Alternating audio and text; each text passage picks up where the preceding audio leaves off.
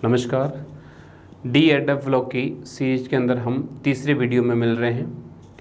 इससे पहले हमने डी ब्लॉक देखा था, एक में पूरे में उसकी मुख्य प्रॉपर्टी देखी थी। उसके बाद एफ ब्लॉक के अंदर देखा थी एफ ब्लॉक के अंदर कौन कौन से मुख्य विशेषताएं, जिसमें खासकर इलेक्ट्रॉनिक विन्यास, उनके अंदर पाए जाने वाले इलेक्ट्रॉनों की संख्या और उनकी ऑक्सीकरण अवस्थाएँ और उनके जो यौगिक बनते हैं किस प्रकार से बनते हैं, +3 में ज़्यादा क्यों बनते हैं, इसके अलावा कौन सी ऑक्सीकरण अवस्थाएं स्थायी है, यौगिक जो बनते हैं इलेक्ट्राइड के रूप में बनते हैं तो कैसी स्थिति रहती है, ये सारी चीज़ें हमने देखी थी। उसके बाद हम देख रहे हैं एक्टिनाइड की। एक्टिनाइड के अंदर हमने इलेक्ट्रॉनिक विन्यास देख लिया था और एक्टिनाइड इलेक्ट्रॉनिक विन्यास देखने के बाद ऑक्सीकरण अवस्थाएँ देखते हैं। ऑक्सीकरण अवस्थाएँ इनमें ये डिफरेंस रहता है, सामान्य तो इसकी भी +3 है नॉर्मली, लेकिन इनमें +3 के अलावा +4, +5, +6 और +7 ये मिलती है, जैसे यूरेनियम, नेपच्यूनियम इनके अंदर मिलती है। ये दोनों खास आपको ध्यान रखनी है। तो यूरेनियम जो +6 ऑक्सीकरण काफ़ी स्थायी होती है, जैसे UF6 है या UO2+2 है। एक इसकी खास बात यह है कि यूरेनियम जो है ऑक्सोनियम लवणों के रूप में भी, यानी एक्टिनाइड ऑक्सोनियम लवणों के रूप में भी हायर ऑक्सीडेशन स्टेट स्टेबल रखते हैं। यानी यहाँ O2 है +2 पर, इसका मतलब यहाँ ये ऑक्सीडेशन स्टेट इसमें क्या होगी +6। एक क्वेश्चन यहाँ बन जाता है कि यदि यूरेनियम यहाँ +6 स्टेबल है, इसके साथ दूसरे भी यदि बनाते हैं ऑक्सोनियम लवण, ये PuO2+2 और ये UO2+2, अब इनके अंदर इसकी स्टेबिलिटी का ऑर्डर यदि देखा जाए, स्टेबिलिटी का ऑर्डर तो ये है +6 का। यदि प्रश्न आ जाए ऑक्सीकारक क्षमता इसकी कैसे होगी, ऑक्सीकारक क्षमता बताइए। ऑक्सीकारक क्षमता देखो, आप पता है यहाँ पर ये +6 में है तो +3 में जाएगा, इसका मतलब रिडक्शन होगा। इसका रिडक्शन होगा तो इसका मतलब ये अच्छा ऑक्सीडाइजिंग एजेंट है, ऑक्सीडाइजिंग एजेंट है। और ऑक्सीडाइजिंग एजेंट वो अच्छा होगा जिसके अंदर आसानी से रिडक्शन हो जाएगा, और रिडक्शन उसमें आसानी से होगा जब कम स्टेबल होता है। चूंकि ये ज़्यादा स्टेबल है तो आसानी से रिड्यूस नहीं होता है, इसलिए अच्छा ऑक्सीकारक नहीं। बजाय इसके AMO2+2 अनस्टेबल है, अस्थायी है। अस्थायी होने के कारण से ये आसानी से +6 से +3 में जाना चाहता है, यानी इसका रिडक्शन हो जाता है +3 में। रिडक्शन होगा तो ये अच्छा ऑक्सीडाइजिंग एजेंट है। क्वेश्चन आता है कि ऑक्सीकारक क्षमता का निम्न में से कौन सा सही क्रम है। पहले ये दिया जाता है UO2 सबसे ज़्यादा। हम ये सोचते हैं कि +6 ऑक्सीकरण अवस्था यूरेनियम की सबसे ज़्यादा है तो ऑक्सीकारक क्षमता भी इसकी ज़्यादा होगी, लेकिन नहीं, इसका उल्टा होता है। क्योंकि +6 जिसका स्टेबल होगा वो क्या होगा, वो आसानी से रिड्यूस नहीं होगा। तो ये अच्छी से ध्यान रखनी है, उल्टा क्रम होगा। एमरेशियम वगैरह ये जो कम स्थायित्व रखता है वो आसानी से ऑक्सीकारक क्षमता अच्छी रखता है। तो +6 में स्टेबल है इसलिए मतलब रिड्यूस नहीं होगा, +6 में कम स्टेबल है आसानी से रिड्यूस होगा। क्लियर है। ये तो आपके आई ऑक्सीकरण अवस्था की बात। ऑक्सीकरण अवस्था के अलावा जो लैंथेनाइड और एक्टिनाइड में एक आध डिफरेंस और है कि जिसके अंदर संकुल बनते हैं एक्टिनाइड के अंदर, वो संकुल भी थोड़े डिफरेंट है। एक तो ये इनके संकुल की प्रवृत्ति जो है वो ज़्यादा होती है एक्टिनाइड में लैंथेनाइड की तुलना में, कारण कि छोटा आकार है इसका। वैसे तो इससे लैंथेनाइड से तो नहीं है, लेकिन जितना बढ़ना चाहिए था उतना बढ़ नहीं पाया, लेकिन उसके प्रोटॉन तो लगातार बढ़ते जा रहे हैं। तो प्रभावी नाभिक के आवेश, या यूं कह सकते हैं अपन आवेश घनत्व, चार्ज डेंसिटी, वो इसकी काफ़ी अपेक्षाकृत अधिक है लैंथेनाइड से। और ये कोऑर्डिनेशन नंबर जो है वो आपके 8, 9, 10, 11 इस प्रकार 12 ये कोऑर्डिनेशन नंबर रखता है। और आपकी ये कार्बनिक लिगेंड जो हैं उनके साथ भी ये कॉम्प्लेक्स बना सकता है, कार्बनिक लिगेंड के साथ भी कॉम्प्लेक्स बना सकता है। जैसे फेरोसिन जो बनती है, साइक्लोपेंटाडाइनाइल जो रिंग है इसे अपन फेरोसिन कहते हैं। ऐसे यूरेनियम भी क्या है, वो साइक्लोपेंटाडाइनाइल, साइक्लोओक्टाटेट्राइन, और ये एक रिंग यहाँ पर, तो इसको कहते हैं हम यूरेनोसिन। ऐसे यौगिक एक्टिनाइड में मिलते हैं, लैंथेनाइड में नहीं, फेरोसिन। तो ये भी आ जाता है कि ऑर्गेनिक लिगेंड्स के साथ जो बना सकते हैं वो कौन होते हैं, एक्टिनाइड। मुख्यतः मिलते हैं वो यूरेनियम के मिलते हैं, यूरेनोसिन के रूप में। ऑक्सीकरण अवस्था में उच्चतम थी इसकी नेपच्यूनियम, प्लूटोनियम, ये क्वेश्चन बहुत दफ़ा आया हुआ है +7 के अंदर। सर्वाधिक ऑक्सीकरण अवस्था दर्शाने वाला एक्टिनाइड में नेपच्यूनियम, प्लूटोनियम कौन सी दर्शाता है +7? ये कॉलेज लेक्चर, स्कूल लेक्चर सब में आया हुआ है, तो मैंने पहले ही बताया, इसको थोड़ा सा आप ध्यान रखोगे। इसके बाद हम बात करते हैं मैग्नेटिक प्रॉपर्टी की, चुंबकीय गुणों की। चूंकि हम जानते हैं कि डी ब्लॉक जब हमने स्टडी की थी तो डी ब्लॉक के लिए हमने देखा था (n+2) बोहर मैग्नेटॉन। चूंकि डी ब्लॉक के अंदर वैसे चुंबकीय आघूर्ण के अंदर जो इलेक्ट्रॉनों का स्पिन और ऑर्बिटल दोनों मोशन है वो दोनों भूमिका निभाते हैं, लेकिन डी ब्लॉक के अंदर हमें पता है डी ब्लॉक की स्प्लिटिंग हो जाती है, विपाटन हो जाता है। उसके कारण जो ऑर्बिटल मोशन है उसका रोल है वो क्विंचिंग, इसकी क्विंचिंग हो जाती है, रुक जाता है, उसका जो रोल नहीं रहता ज़्यादा उसका नहीं रहता। तो डी ब्लॉक के अंदर केवल स्पिन के मार्फत जो है वो अपन मैग्नेटिक मोमेंट निकाल सकते हैं, उसका फॉर्मूला हमारे पास ये होता है। जबकि एफ ब्लॉक की बात करें तो एफ ब्लॉक के अंदर जो मान लीजिए 4F है वो किससे ढका रहता है, 5D 6S इनसे ढका रहता है। इनसे ढके रहने के कारण से इसके अंदर प्रभावी रूप से क्या है कि स्प्लिटिंग नहीं हो पाती, इफेक्टिवली स्प्लिटिंग नहीं हो पाती, जिसके कारण से इसका जो ऑर्बिटल मोशन या कंट्रीब्यूशन है वो क्विंचिंग नहीं हो पाती। इसीलिए इस मैग्नेटिक मोमेंट में ऑर्बिटल मोशन और स्पिन मोशन दोनों इक्वली पार्टिसिपेट करते हैं, दोनों अपनी भूमिका निभाते हैं, यानी इसकी भूमिका को इग्नोर नहीं किया जा सकता क्विंचिंग नहीं हो पाने के कारण से, किस लिए कि ये ढका रहता है 5D 6S से। तो इसीलिए दोनों का जो है वो रोल रहेगा। तो इसका जो चुंबकीय आघूर्ण वो हम इस प्रकार से निकाल सकते हैं, μ(G)J+1 ये फॉर्मूला आएगा।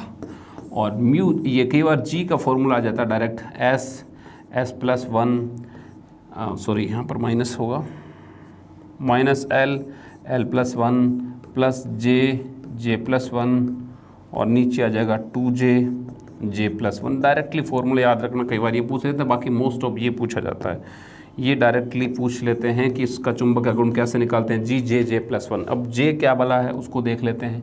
J जो है वो आपका ये है कुछ, J दो प्रकार से निकाल सकते हैं, L-S से L+S से। ये जब हाफ फील्ड है, हाफ फील्ड से कम यदि हुए तो हम L-S से, और अधिक हुए या हाफ फील्ड हुए तो हम L+S से निकाल सकते हैं।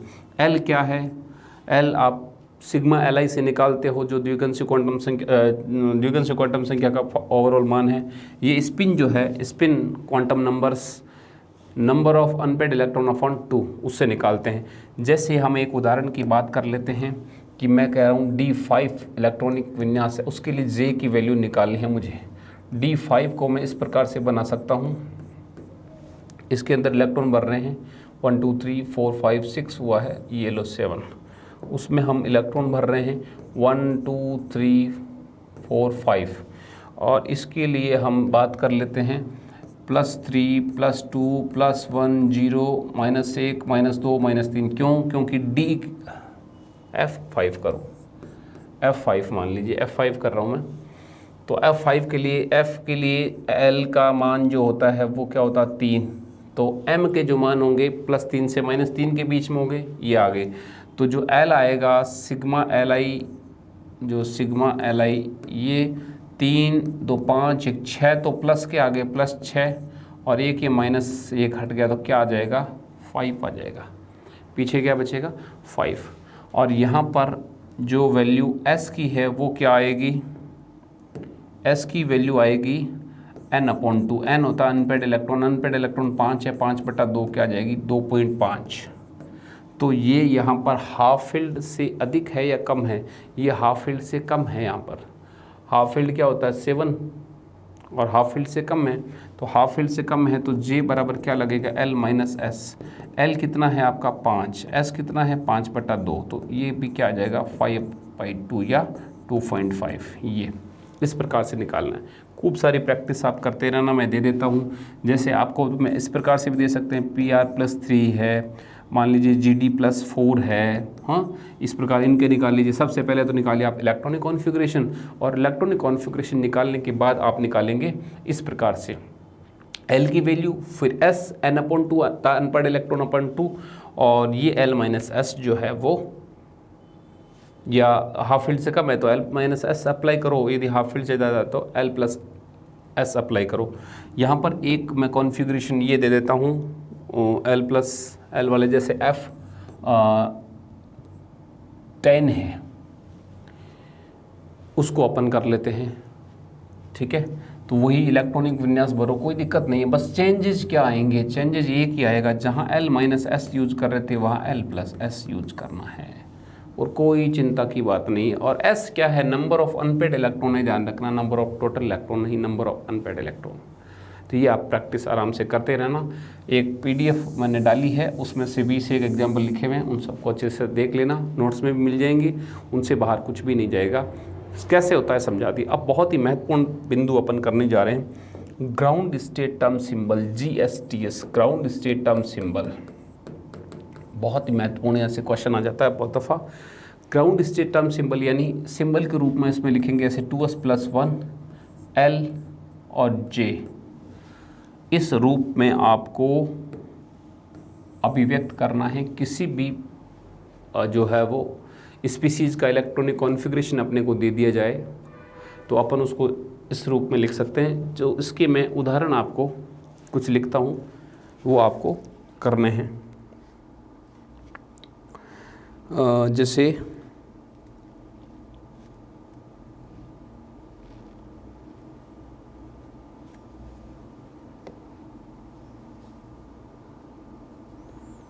F5 के लिए खूब सारे हैं, 2 एग्जाम्पल देख लेते हैं। एक तो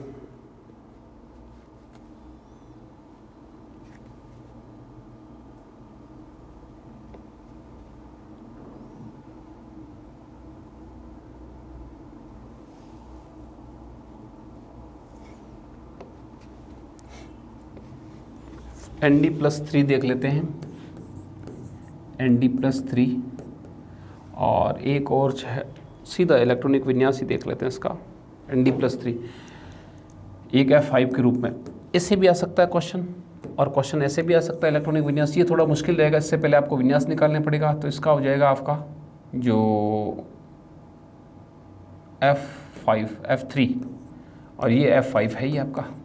तो ये जो F3 कॉन्फ़िगरेशन है इसको आपको इस प्रकार से लिखना पड़ेगा। सबसे पहले 1 2 3 4 5 6, तो इसमें इलेक्ट्रॉन आपको भरे जाएंगे 3। अभी हमने कहा था कि इसके लिए जो वैल्यू है +3 +2 +1 0 -1 -2 -3, इनमें कोई इलेक्ट्रॉन नहीं है। इन तीनों में इलेक्ट्रॉन और तीनों का जोड़ हो जाएगा 6। तो L बराबर क्या आ जाएगा, सिग्मा Li जो है वो आ रहा है आपका 6। अब हमें निकालना है S की वैल्यू। S क्या हो जाएगा, n/2। n क्या है, अनपेड इलेक्ट्रॉन कितने हैं, 3/2 यानी डेड। तो डेड है, तो ये अब J जो है वो क्या होता है, L-S या L+S। हाफ फील्ड से कम है तो L-S लगेगा। तो L कितना है आपका 6 - 1.5 क्या आ गया 4.5, या 4.5 लिखने की बजाय हम लिखते हैं इसको 9/2। अब ये तो 2s+1 है यहाँ पर, ये केवल हमने J की वैल्यू निकाली है यहाँ वाले की। जो L है वो L हम लिखते हैं सिंबॉलिक रूप में। यहाँ पर जो वैल्यू आती है, डाटा आता है जैसे 0 1 2 3 4 5 6 इस प्रकार से, तो उसका संकेत हम इस प्रकार से देते हैं S P D F G H I। ये जो द्विगुणित क्वांटम संख्याओं के मान हमने देखे थे, तो फाइनली जो द्विगुणित क्वांटम संख्या का मान सिग्मा Li से आता है S P D F G H I दे देते हैं। अब हमारे पास यहाँ पर L का मान क्या आया है 6, तो L का सिंबल हम क्या यूज करेंगे I, और उसके साथ हम निकालते हैं 2s+1। तो 2s+1 क्या हो जाएगा, S तो क्या अनपेड/2 3/2, 2 × 3/2 + 1 कितना आ गया 4, और ये जो आपका L आया वो आ गया I, और ये आपका जो J आया वो आ गया 9/2। तो इसको सम्मिलित रूप से लिखें तो इस 2s+1 LJ, तो ये हो जाएगा 4 फिर I और फिर 9/2, 4I 9/2। ये इसका ग्राउंड स्टेट टर्म सिंबल है Nd+3 का। यदि यही मैं निकालूं F5 के लिए, तो इस प्रकार से इलेक्ट्रॉनिक विन्यास भरना होगा 3 4 5 6 1 2 3 4 5 6। अब इलेक्ट्रॉन इसमें हम इस प्रकार से भरते हैं 1 2 3 4 5। तो ये जो लिखा जाएगा नीचे +3, 2, +1, 0, -1, -2, -3। तो इनमें जो यहाँ तक इलेक्ट्रॉन ये तो कितने आ गए +6 और यहाँ आया -1, तो ओवरऑल कितना आ गया +5 आ गया, +5 आएगा, +5 आ गया है अपने पास। अब हमें लिखना है 2s+1 L और J इस रूप में लिखना है। चूँकि सबसे पहले तो 2s+1 निकाल लो, 2 इंटू एस क्या है n/2, n क्या है 5 n/2 इंटू +1, तो ये तो कट जाएगा, 5 1 6 हो गया। 2s+1 की वैल्यू आ रही है 6 और L की वैल्यू आ रही है आपके पास 5। जब L की 5 आते तो सिंबल क्या आता है 0 1 2 3 4 5 6 SPDFGHI, तो 5 के लिए क्या आता है H आता है, तो इसके लिए सिंबल आ जाएगा अपने पास H। जो J की वैल्यू है वो L-S या L+S हो सकती है, चूँकि ये हाफ फील्ड से कम है तो L-S होगी। तो L अपना कितना है, L कितना है 5 और S कितना है, S ये मत कर देना, ये तो 2s+1 है, ये इस बात का ध्यान रखना। कई बार हम देखते हैं कि S तो क्या 6 है, S ये है केवल, ये तो 2s+1 6 है, S होता है अनपेड इलेक्ट्रॉन अपॉन 2, तो 5/2 है, तो ये 5/2, ये भी क्या आ जाएगा 5/2 आ जाएगा। अब इसको समेकित रूप से इस रूप में लिखें तो कुछ इस प्रकार का आंसर हमारे पास प्राप्त होता है। 2s+1 कितना आया 6, ये सिंबल आया H, ये H 6H और ये 5/2, ये ग्राउंड स्टेट टर्म सिंबल हो गए कंप्लीट। बहुत ही इंपॉर्टेंट है, कई दफ़ा डायरेक्टली क्वेश्चन पूछा जाता है, ये बहुत से लोग छोड़ करके जाते हैं, क्विट करते हैं क्योंकि थोड़ा कॉम्प्लिकेटेड मामला है और गलतियां होने की भी संभावना है, टाइम कंज्यूमिंग इसीलिए। लेकिन आपको क्विट नहीं करना है, सरल तरीका मैंने आपको बता दिया है और सीधा सीधा आप आंसर इसका सोल्व कर सकते हो, निकाल सकते हो। अब हम आगे चलेंगे मैग्नेटिक प्रॉपर्टी की कलर प्रॉपर्टी। कलर प्रॉपर्टी के अंदर खास बात इसकी ये है, कलर स्पेक्ट्रा देख लेते हैं। स्पेक्ट्रल प्रॉपर्टी और कलर प्रॉपर्टी वो एक ही बात है, क्योंकि ये जो ट्रांजिशन होंगे वो लगभग दृश्य प्रकाश से यूवी रेंज से जो है वो क्या होते हैं अवशोषित होते हैं और उसके कारण से अलग अलग प्रकार के कलर शो करते हैं। ये डिपेंड करता है कि उस धातु परमाणु का इलेक्ट्रॉनिक विन्यास क्या है और उसमें अयुग्मित इलेक्ट्रॉनों की संख्या कितनी है। ठीक है, तो सबसे पहले तो हम बात कर लेते हैं कि चूंकि एफ जो ट्रांजिशन है वो नहीं हो पाता, क्योंकि ये जो 5D और 6S से घिरा रहता है उसके कारण से उसकी स्प्लिटिंग नहीं हो पाती इफेक्टिवली। तो जो FF ट्रांजिशन है वो लगभग नगण्य होता है, बहुत कम होता है, क्योंकि स्प्लिटिंग ही नहीं हो पाती है। तो उतनी एनर्जी गैप है ही नहीं कि वो दृश्य प्रकाश से ऊर्जा ले सके, बहुत ही कम जो रेंज है लोअर रेंज की रहेगी उससे भी, दृश्य से भी। अब कुछ ट्रांजिशन ऐसे होते हैं जो दृश्य से हो जाता है, कुछ ट्रांजिशन ऐसे होते हैं जिनमें से यदि इलेक्ट्रॉन जाने से उनको स्टेबल कॉन्फ़िगरेशन मिलता है तो वो दृश्य प्रकाश के बजाय उससे उच्च ऊर्जा का यूवी प्रकाश का अवशोषण कर लेते हैं। तो सामान्यतः कलर शो नहीं होता, वो कलरलेस होते हैं। हालांकि उनके अंदर अनपेड इलेक्ट्रॉन है लेकिन फिर भी वो कलरलेस होते हैं। तो कई दफ़ा ये क्वेश्चन बन जाता है, शायद ये तो मैंने फाइल डाल रखी है, जैसे देखिए ये है आयन, इलेक्ट्रॉन और कलर प्रॉपर्टी देख लीजिए, स्पेक्ट्रल प्रॉपर्टी देख रहे हैं। इसमें लेंथेनम और ल्यूटीशियम जो है +3+3 दोनों में ही अनपेड इलेक्ट्रॉन नहीं है, क्योंकि जो दो तो S² 1D का वो सारा के साथ जा चुके हैं तीनों। ठीक है, तो कोई अनपेड इलेक्ट्रॉन नहीं है। इसका तो विन्यास होता है F14 और इसका होता है F0, इस प्रकार के विन्यास में। ठीक है, तो इसका मतलब इसमें अनपेड इलेक्ट्रॉन 0 रहेंगे तो कलरलेस होगा, कोई सोचने की बात ही नहीं। Ce+3 और Yb+3 यहाँ पर स्टार लगाइए, बहुत ही इंपॉर्टेंट बात है ये। चूंकि इन दोनों के अंदर एक एक अनपेड इलेक्ट्रॉन है, F1 और F13 कॉन्फ़िगरेशन है, लेकिन फिर भी ये कलरलेस होता है क्योंकि ये जो है यूवी रेंज से अवशोषण करता है उच्च ऊर्जा के। कारण इसका ये है कि इसका एक इलेक्ट्रॉन चले जाने से इसको क्या मिल जाता है, स्टेबल कॉन्फ़िगरेशन F0, और इसका जो भी मान लो F13 14 जो भी होगा, तो कुल मिलाकर के यहाँ पर ये उच्च ऊर्जा वाले यूवी से अवशोषण करने के कारण से कोई कलर नहीं शो करता, क्योंकि इसका स्थायी विन्यास प्राप्त हो जाता है। इसीलिए फटाफट से ये अवशोषण दर्शा सकता है, भले ही ज़्यादा एनर्जी से क्यों ना ले। और ये जो होते हैं विभिन्न गौर में से अवशोषण होंगे, तो उनमें से जो अवशोषण होगा इलेक्ट्रॉन उच्च ऊर्जा स्तर में जाएगा, उसके बाद वापस लौटते समय वो जो इलेक्ट्रॉन है अवशोषित किए गए प्रकाश का प्रति कलर है, प्रति रंग है, वो उत्सर्जित करता है और वो हमें पदार्थ के रंग के रूप में दिखाई देता है। ये सब हम जानते हैं। जैसे ही इसमें थोड़ा सा याद रख लेना, Pr+3 Tm+3 दो अनपेड इलेक्ट्रॉन है तो ग्रीन, 3 है तो रेड।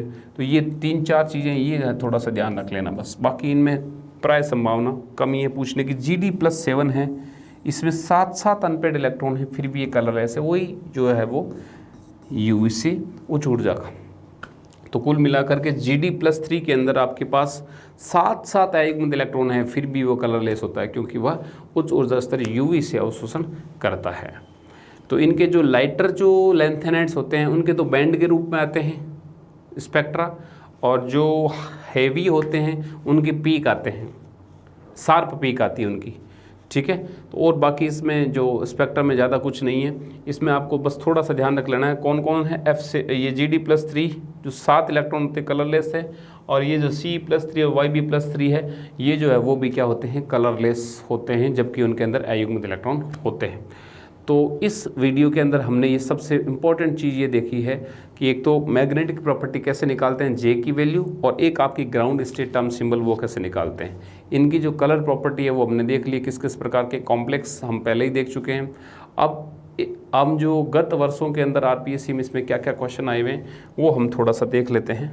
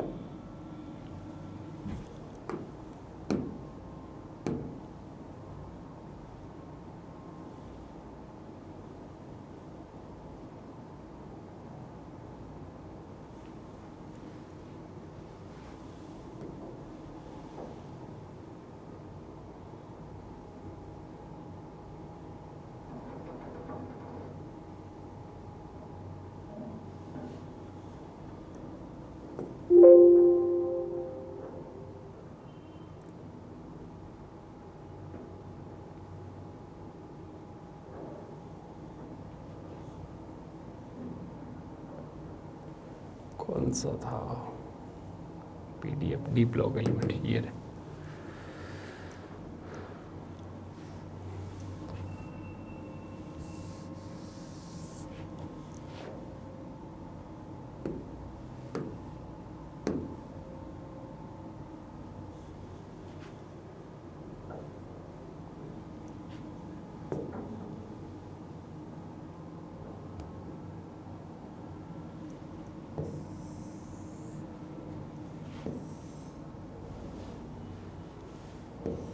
ये इस प्रकार के इसमें क्वेश्चन आए हुए हैं।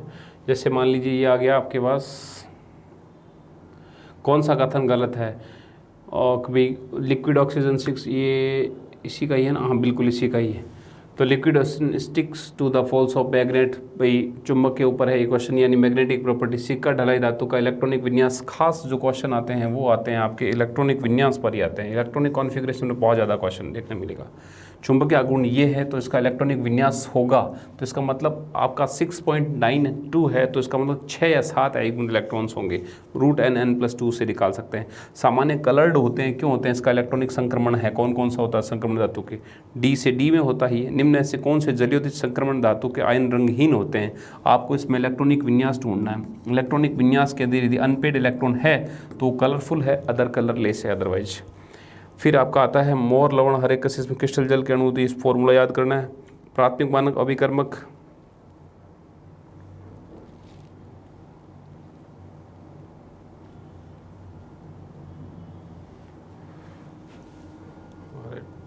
भैया इसकी एक ही कैसे PDF,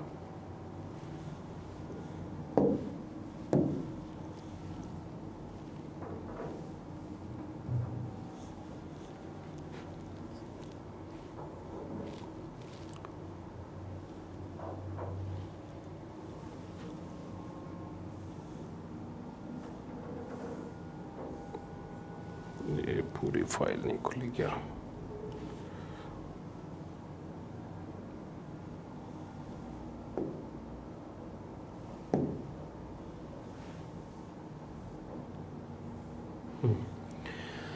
नीचे दी गई संक्रमण श्रेणी के तत्व प्रथम जिसकी ऑक्सीकरण अवस्था 2 से 5 अयुग्म इलेक्ट्रॉन है, तो आप आराम से एक क्वेश्चन ऐसा आता है नॉर्मली अयुग्म इलेक्ट्रॉनों की संख्या का सही क्रम है, तो आपको उसमें चाहे परमाणु विन्यास दिया जा सकता है, जैसे क्रोमियम मैग्नीज, तो क्रोमियम में 6 होते हैं, मैग्नीज में 5 ही होते हैं। इसी प्रकार Fe का दे दिया जाए +2 +3, तो आपको उसमें +2 या +3 दिया जाए तो इलेक्ट्रॉन निकालने के बाद कितने अयुग्मित बचते हैं उनको काउंट करना है। जलीय विलयन परमाणु क्रमांक 30 जो है चुंबकीय गुण, सीधी सीधी बात है, चुंबक इलेक्ट्रॉन विन्यास के साथ n+2 लगाइए। ये प्रभावी चुंबकीय गुण यानी लगभग आप देख रहे हो इसकी जो मैग्नेटिक प्रॉपर्टी है उसी के ऊपर जो है वो क्वेश्चन आ रहे हैं, ज़्यादातर जो है वो मैग्नेटिक प्रॉपर्टी के ऊपर क्वेश्चन आ रहे हैं। चुंबकीय गुण, ये चुंबकीय अनुचुंबकीय लक्षण, तो ये इलेक्ट्रॉनिक विन्यास पता होगा तब।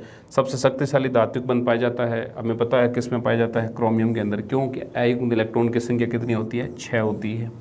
और अभिक्रिया किस प्रकार, ये तो जो है कृत्रिम तत्व कैसे बनाते हैं वो तो उसमें प्रोटॉन न्यूट्रॉन जोड़ लेना। Which of the following electronic विन्यास प्रति चुंबकीय यानी इलेक्ट्रॉन विन्यास से निकलेगा, निम्न से कौन विभिन्न ऑक्सीकरण अवस्था यानी चेंज नहीं करता है, ये नहीं दर्शाता।